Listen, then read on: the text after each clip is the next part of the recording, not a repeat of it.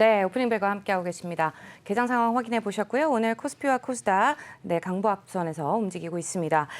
김기성 앵커가 꼽은 이슈에 함께해 보겠습니다. 어떤 이슈들이 있는지 말씀 나눠보도록 하죠. 첫 번째 이슈는요. 미국의 인력난 어제 이어서 계속해서 말씀 나오고 있습니다만은 올해 지속될 것 같다 이런 지적이 잇따르고 있죠. 네, 그렇습니다. 그러니까 미국의 인력난 이렇게 봐야 됩니다. 사실 공급망 차질도 인력난 때문이다 이렇게 얘기를 합니다. 그러니까 항만에 노동 인력이 없고 트럭 기사가 없어서 결국 이게 물류 차질로 빚어지고 있다 이렇게 얘기를 하고, 또 한 가지 인력난이 제일 걱정되는 이유는 임금이 되기 때문입니다. 그러니까 인플레이에 여러 요인이 있지만은 임금이 올라갔을 경우에는 임금이라는 것 자체가 한번 올라가면 떨어지기 힘든 하방 경직성이 있기 때문에 임금이 올라가는 것 자체가 인플레이의 큰 요인이 될 수 있다 이렇게 얘기를 하는 거거든요. 근데 사실 인력난 얘기가 처음 나왔을 때는 아마도 정부가 주는 추가 지원금 때문에 직장 구하는 걸 늦추고 있을 거다 이렇게들 예상을 했지 않습니까? 그런데 네. 사실 연방정부의 추가 지원금이 9월 초에 끝이 났고 지금 거의 2달이 다 돼가는데도 인력난이 해소가 되지 않고 있습니다. 그래서 어제 나왔던 얘기는 뭔가 하면 이렇게 대략 노동시장에서 이탈한 430만 명 정도가 과연 돌아오겠느냐 하는 이 부분을 걱정을 했었는데, 오늘 연준 관련 인사들이 이 노동 문제에 대해서 잇따라서 발언을 했습니다.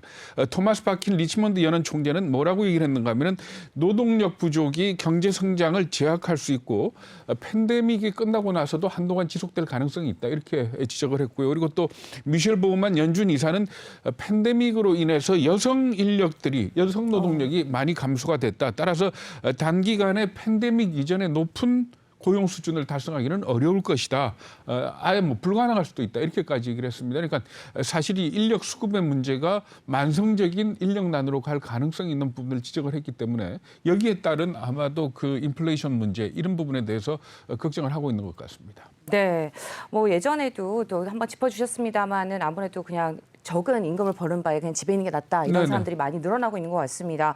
미국 기업들 3분기 실적 발표 계속해서 줄을 잇고 있는데 예상보다는 좋게 나오는 것 같아요. 네, 그렇습니다. 그러니까 19일 기준으로 해가지고 지금 S&P 500 지수에 들어가 있는 종목들이 실적 발표를 한 거 보면 대략 한 82% 정도가 예상보다 더 좋게 실적을 나온 걸로 이렇게 밝혀지고 있습니다. 그런데 사실 지난주까지는 주로 금융기관들이 실적을 발표를 했었거든요. 그런데 네. 금융기관이라는 것 자체가 팬데믹 충격하고는 좀 동떨어져 있는 그런 업종들이기 때문에 사실 그래서 오늘부터 나오는 이 실적 발표에 대해서 신경들을 많이 쓰고 있는 겁니다. 프록트앤갬블이라든지 그렇죠. 존슨앤존슨이라든지 그리고 넷플릭스라든지 이런 발표들이 나오고 있는데, 일단 지금 현재 나오고 있는 걸 보면 3분기 실적은 다들 좋게 나오고 있습니다. 그런데 오늘 프록트앤갬블이 문제가 됐던 이유는 뭔가 하면 주당 순이익은 예상보다 좋게 나왔지만은 원가 상승 부담 때문에 제품 가격을 올리겠다 이렇게 발표를 했지 않습니까? 네. 이게 결국은 말하자면은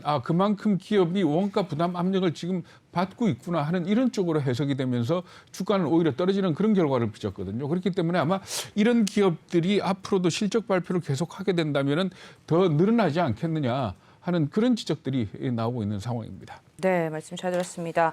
말씀해 주신 것처럼 원가 부담 압력이 되는 이제 우리 종목들도 항상 있었죠. 오뚜기라든지 신라면을 포함해서 이런 농심 같은 주가들 원가 부담 압력을 가졌던 종목으로 예전에 소개해 드린 바가 있었습니다. 기업들의 실적 발표 계속해서 전해드리도록 하고요. 이어서 두 번째 이슈도 말씀 나눠보도록 할 텐데, 두 번째는 중국 쪽입니다. 중국 공산당 아무래도 차기 권력 구도와 관련해서 중요한 논의를 시작한다고 하죠. 네, 그렇습니다. 19기 육중전회를 다음 달 9일부터 11일까지 연다 베이징에서 이렇게 발표를 했습니다. 여기서 잠깐 그 육중전회라는 데 대해서 설명을 해드려야 될 것 같은데, 네. 중국의 권력 구도를 보면 5년마다 한 번씩 당 대표 대회를 열지 않습니까? 그렇죠. 여기서 네. 200명 정도의 중앙위원을 뽑습니다. 그래서 중앙위원회를 구성을 해가지고 이 사람들이 5년 임기 동안에 6번 내지 7번 정도의 전체 회의를 갖습니다. 그러니까 19기 육중전회라는 얘기는 뭔가 하면 19번째 당 대표 대회에서 선출된 전체 중앙위원들의 6번째 회의 이렇게 보시면 됩니다. 그런데 이렇게 그러니까 한번 뽑히게 되면 1중전회부터 6 내지는 7중전회, 많을 때는 8중전회까지 가거든요. 근데 이 1중전회부터 뒤에 6, 7중전회까지 성격이 좀 다릅니다. 1중전회 같은 경우는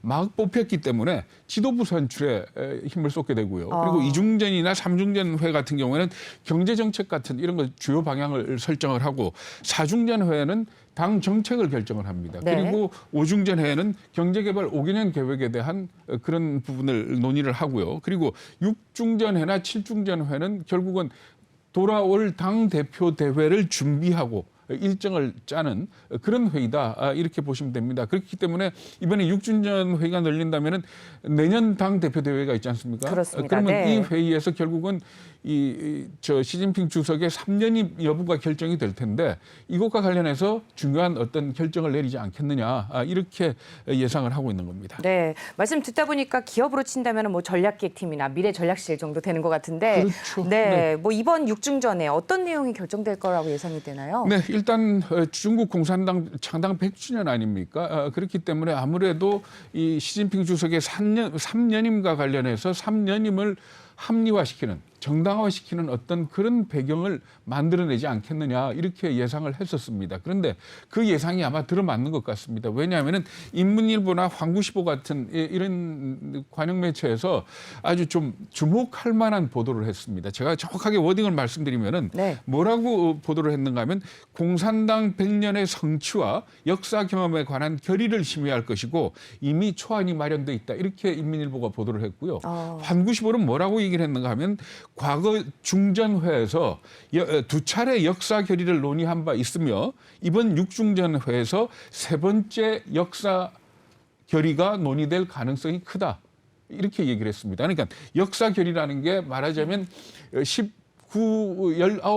중앙위원회가 구성이 된 이후로 두 번밖에 역사 결의라는 게 없었는데 네. 이번에 세 번째 역사 결의가 있을 것이다. 이렇게 예상을 한 겁니다. 그 말씀하신 것처럼 이제 역사결이라는 게 굉장히 중요한 건가 보죠? 그렇죠. 그러니까 과거에 있었던 두 번의 역사 결의가 뭔지를 봐야 되겠죠. 두 번의 역사 결의가 뭔가 하면은 첫 번째가 1945년에 있었던 거고 두 번째는 1981년에 있었던 겁니다. 네. 1945년에 있었던 역사 결의는 마오쩌둥 시대를 열었고요. 그리고 1981년에 있었던 역사 결의에서는 덩샤오핑의 이 시대를 열었다 이렇게 보시면 됩니다. 그렇기 때문에 만약 이번 6중전회에서 이들 관영 매체들이 보도하는 것처럼 역사 결의가 있다면은 네. 이는 곧 시진핑이 마오쩌둥이나 등소평과 같은 반열에 올라가게 된다. 이렇게 보고 있는 겁니다. 그러니까 네. 말하자면 우리가 시진핑 주석의 명칭을 부를 때 주석이라고도 하고 총석이라고도 그렇죠. 하지 않습니까? 네. 그러니까 총석이는 공산당 직함이고 주석은 프레지던트. 그러니까 네. 이 행정 수반으로서의 그거 아닙니까? 그러니까 총석이로서 세 번 연임하는 세 번 연임하는 것뿐만이 아니고 마오쩌둥이나 등소평과 같은 반열의 위대한 지도자의 반열에 올라가게 되는 그런 결정을 하게 될 걸로 이렇게들 예상을 하고 있는 겁니다. 네, 아무래도 왜 중요한지 정확하게 이해를 하게 되는 것 같습니다. 두 번째 이슈까지 살펴봤고요. 이어서 세 번째 이슈도 말씀 나눠보도록 하죠.